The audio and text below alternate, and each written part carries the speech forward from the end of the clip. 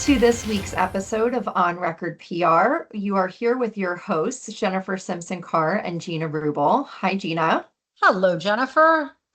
So, we are here today to discuss a consistent message that we have been hearing from legal industry reporters. And it's a topic that should get the attention of every law firm leader and legal communications professional. And that is that reporters are now receiving hundreds of lateral move press releases every single month. And yet, when a law firm recruits a prominent partner, oftentimes we hear a new practice group leader, we do see that law firm leadership usually expects that the announcement will generate immediate attention and significant media attention. And so today, let's talk about how we see that process playing out. The press release goes out, the pitch lands in a reporter's mailbox, and perhaps the publication runs an item or no one covers it at all. Why does that happen? So, Jennifer, it's a really interesting question, and it is a dilemma because the issue isn't that there was a lateral hire, because they are extremely important to the firm, but they're not automatically newsworthy to a reporter. And I think that's the difference, is understanding that what a law firm may consider news, given the marketplace and what's happening, which I'm going to talk about, it may not be considered news to others. So, for example, the lateral market is as active as it's ever been. We hear about it day in and day out. We do stories about it day in and day out. And the company firm prospects counted over 3,000 lateral partner hires across AmLaw 200 firms in 2025. I'm going to repeat that, over 3,000. Okay, a 5-year high with a 10% increase over 2024. The National Association of Law Placement now separately found that overall lateral hiring increased 16.4% in 2025 among the law offices and firms that were participating in their survey. I don't see that slowing down. I don't think the industry sees that slowing down. So when a reporter receives another announcement that a partner has moved from firm A to firm B, which happens every single day, that announcement competes with an enormous volume of sameness, as you will. So I think that's an important distinction for law firm leaders, meaning that the hire can be strategically significant. The lawyer may bring substantial experience, a book of business, prospective client relationships, perhaps even market credibility based on their presence, in the industry. But the reporter is not necessarily, or I guess ever, evaluating how proud the firm is of that new hire. The reporter is really asking, why does this matter to our readers?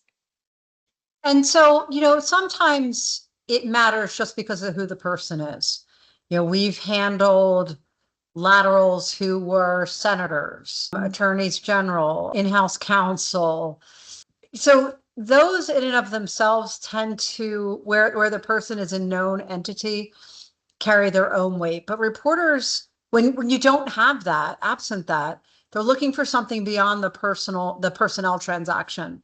So their interest goes into many more questions that the firm and or its PR counsel, whether that's in-house or contracted strategic partners, need to be prepared to answer certain questions. And so the ones that I tend to hear and that other members of our PR team tend to hear are, does the move alter the competitive landscape? And if so, in your region, in a practice area, nationally, does it give the firm a capability that it didn't have previously? Does it reflect a larger market trend? One of the market trends that they talked about at the PASL conference, Jennifer, you and I were there together, is that there are certain markets that have been really hot this year. So everybody's talking about Texas, everybody's talking about California, everybody's talking about New York, So what else is there besides that? Is the firm entering a new industry or geographic market, as I just mentioned? Is the lawyer leaving a particularly prominent role? So, for example, is it the practice group chair And is that practice group chair taking their whole practice group with them? In that case, you not only have a story on the proactive side, but then there's crisis comms on for the firm that's losing them. So, that's a whole nother podcast.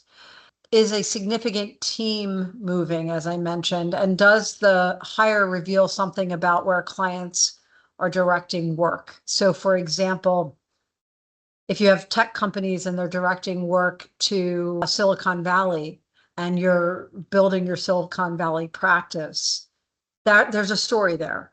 But without the larger context, the pitch is essentially another firm hired another lawyer. And in today's lateral market, that's routine. So we are going to put that list of questions in the show notes in case anyone would like to grab them, because they are a very important and a strong list of questions that you can begin to lead conversations internally with. So the numbers reinforce that point. Now, who you already mentioned, found that lateral partner hiring rose 17.8% in 2025, while lateral associate hiring increased by 17.1%. It also concluded that firms were using experienced hires not only to add capacity, but to increase market share and add practice area expertise.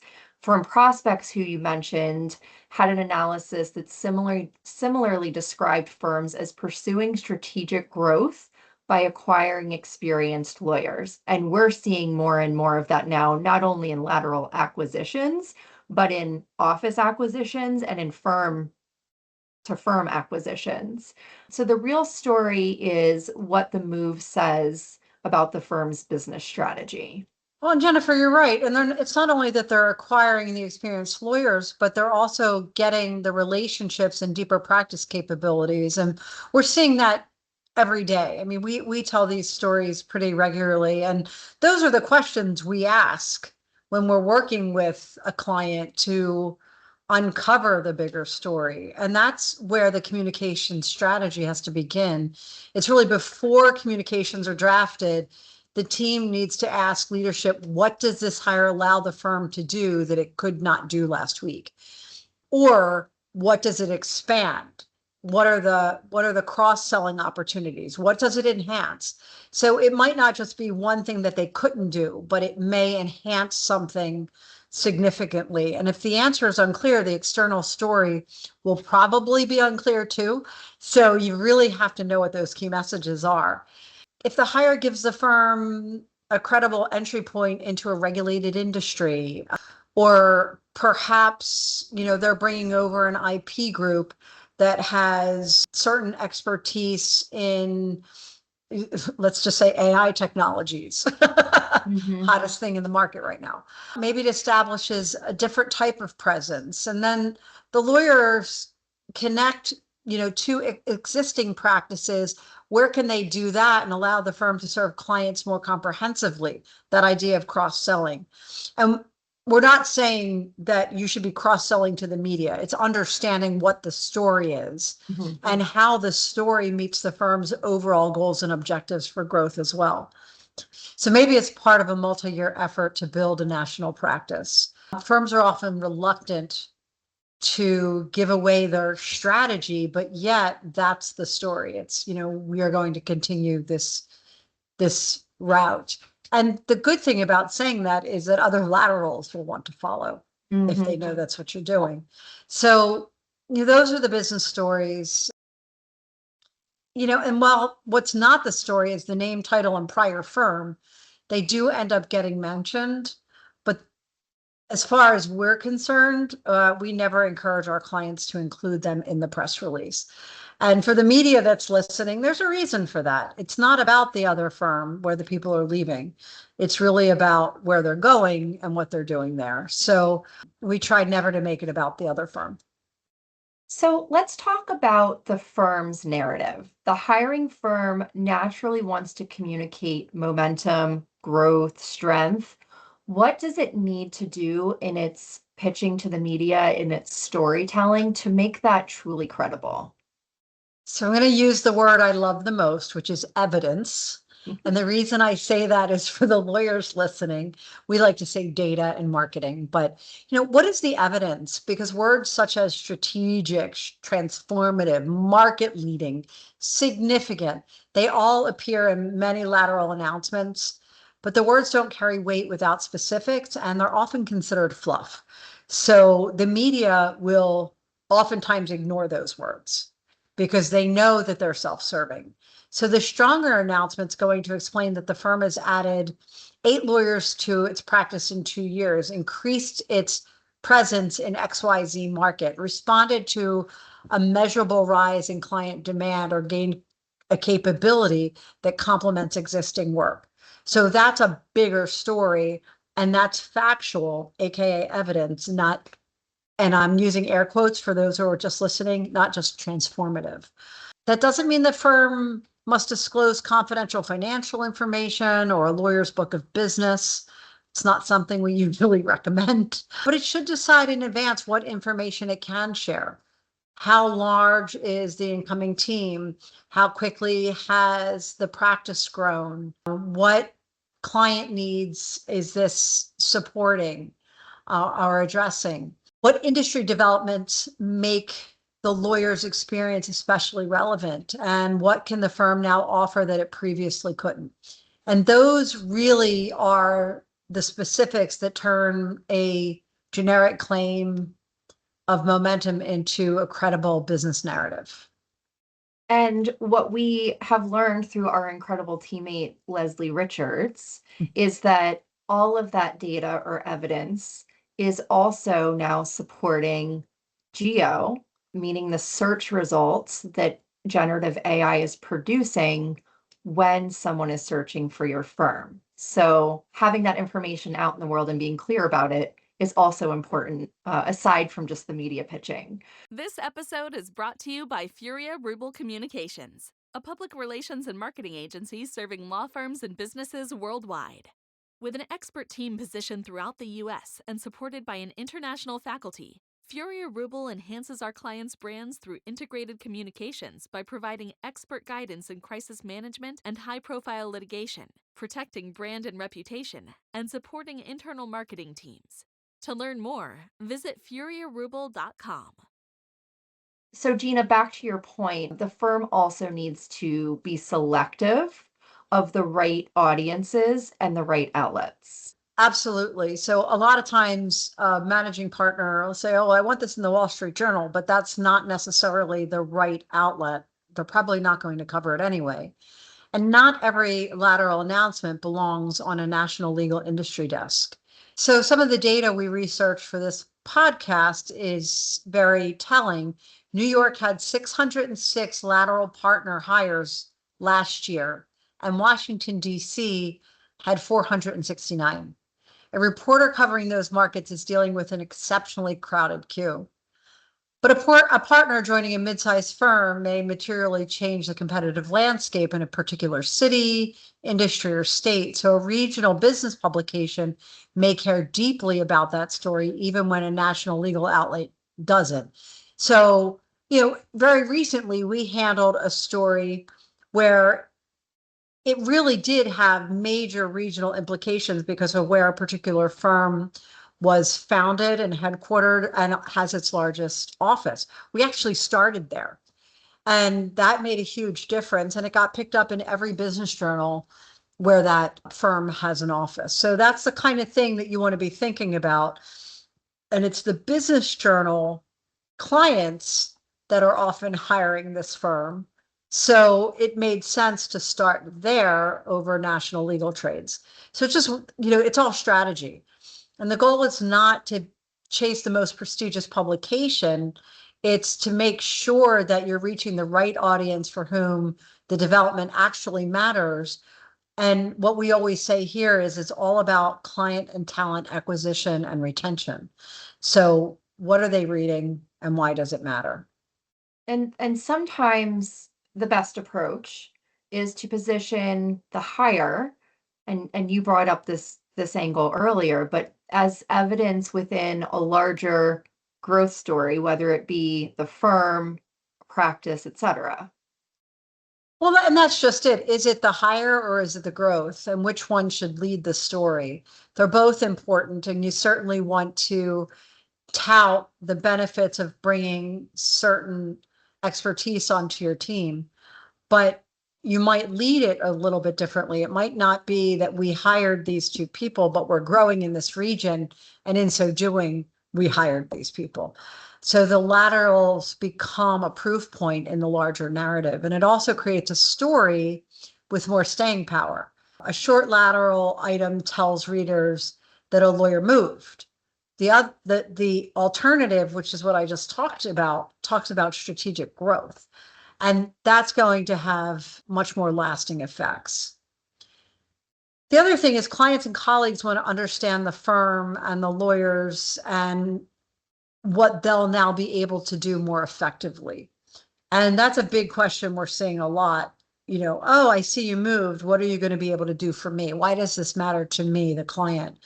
And perhaps the new platform offers complementary capabilities, wider geographic reach, deeper bench strength, or other access to other industries where you can be cross-networking your own clients. A great recent example of this is a Law 360 piece Adrian Cruz wrote on Adams and Reese launching a blockchain and digital assets practice. While several incredibly talented attorneys joined the firm, and I don't even understand the work they do, the coverage was focused on why law firms are investing heavily in IP capabilities to meet changing client demand. And that really mattered for their firm and what they're trying to accomplish. So the strongest narrative is usually client-centered and forward-looking.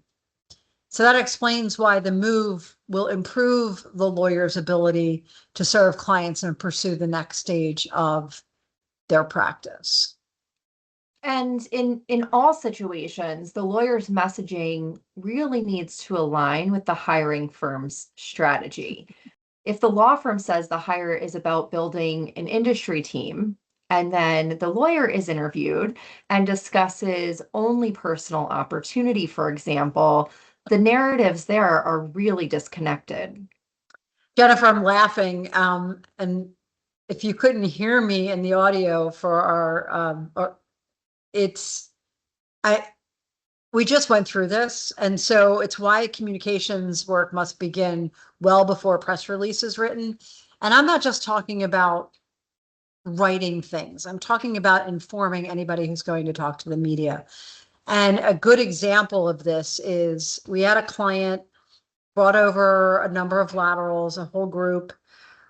The head of the group talked about in an interview with a reporter how, yeah, we work with, I enjoy working with small companies, and really talked about very small businesses. And that's not the firm's business model. The firm represents very large institutions.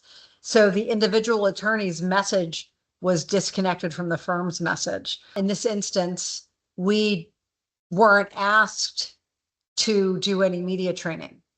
So it was a little unfortunate. However, it was a good opportunity to say next time we need to do media training for everyone, because they don't want, that's not the message they wanted out there.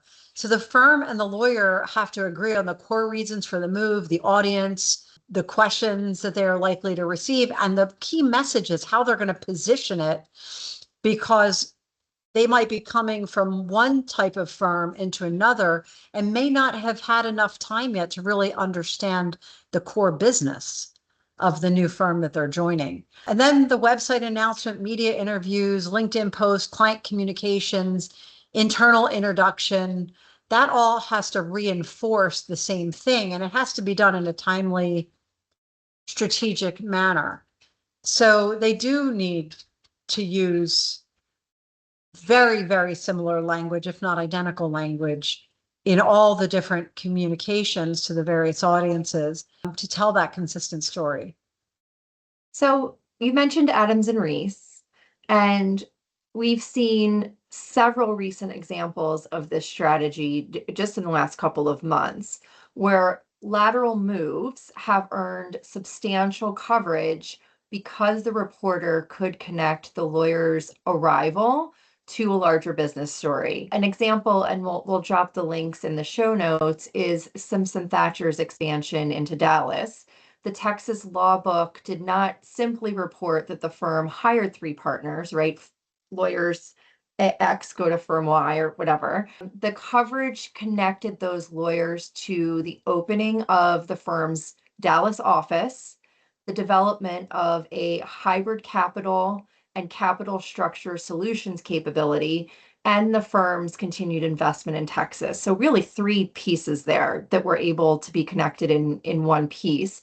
And so the article provided evidence that supported the growth narrative that Simpson Thatcher's Texas lawyer headcount had reportedly increased 26% in 2025, while its revenue in the state rose 34%.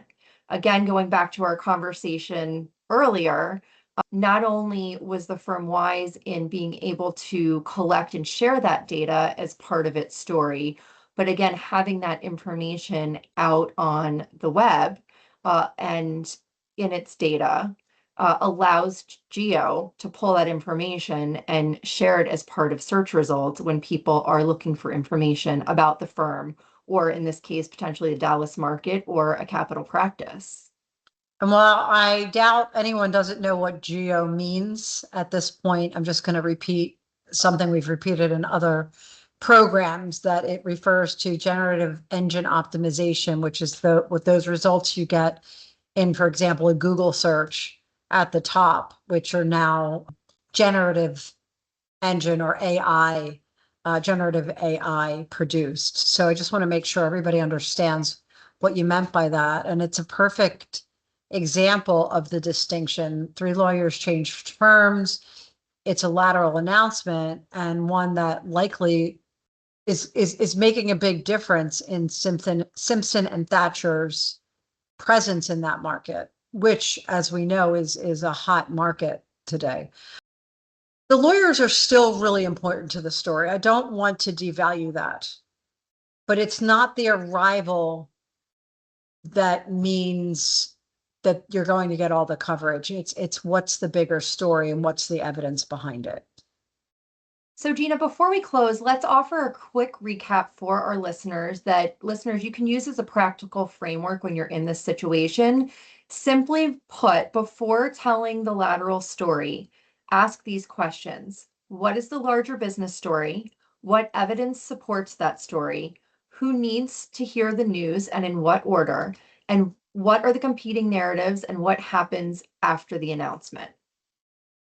Jennifer, if listeners take anything from this podcast, that list is key, and the way to strategically position themselves to lead these conversations. Really, it's the bottom line. So with that, it is a wrap for today. Thank you, Gina, as always. Thank you to our listeners for tuning in to On Record PR. If you've enjoyed this episode, please consider sharing it with a friend, a colleague, a law firm leader who you know is actively recruiting for lateral talent. And we will see you again in 2 weeks. Bye. On Record PR is produced by Jennifer Simpson Carr and Matt Henderson, with support from the team at Furia Rubel Communications. This episode is edited by Isabel Horan and Christian Yamula. Visit www.onrecordpr.com for resources and more information.